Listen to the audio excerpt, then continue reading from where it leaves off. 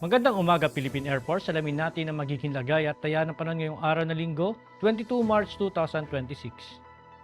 Para sa ating synoptic situation, sa kasalukuyan, easterly sumainit na hangin na nanggagaling sa dagat Pasipiko ang siyang patuloy na nakakapekto sa ating bansa.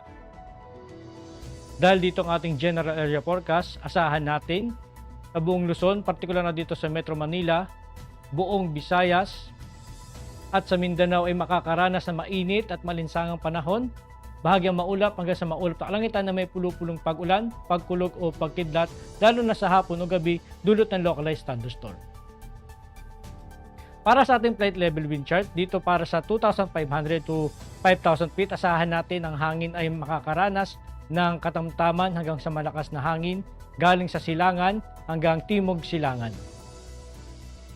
Dito naman sa 10,000 feet, asahan naman natin ang katamtamang lakas ng hangin. At dito sa 18,000 feet ay asahan natin na mas malakas ang hangin galing sa northwesterly to easterly. Para sa impact sa ating flight operation, dulot na easterly sa Metro Manila at buong bansa.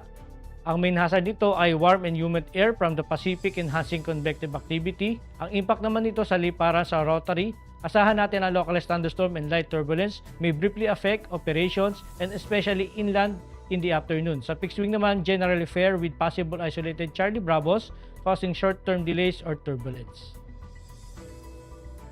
Ang araw ay sumikat kaninang 05:59 at lulubog mamaya 18:07. Meron tayong 15% increasing moon illumination. At para maging updated sa lagay at taya ng panahon, ipalo lang ang Air Force Weather Center sa aming mga social media accounts. At yan lang po lagi ng ating panahon ngayong umaga at sa ngalan ng aming commanding officer na si Colonel Alvin John Cugador Pop Jesse, ako si Staff Sergeant Edmar B. Sagadraca Jr., Philippine Air Force Weather Broadcaster ng Air Force Weather Center. Muli magandang umaga at maraming salamat.